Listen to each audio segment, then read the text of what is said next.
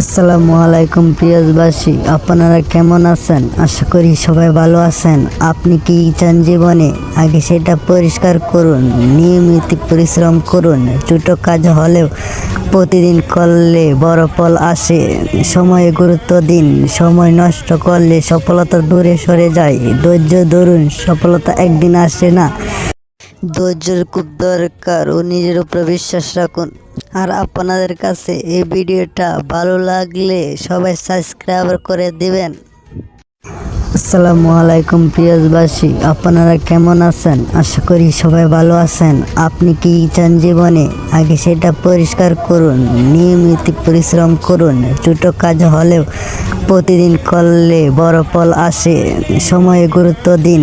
সময় নষ্ট করলে সফলতা দূরে সরে যায়। ধৈর্য ধরুন, সফলতা একদিন আসে না।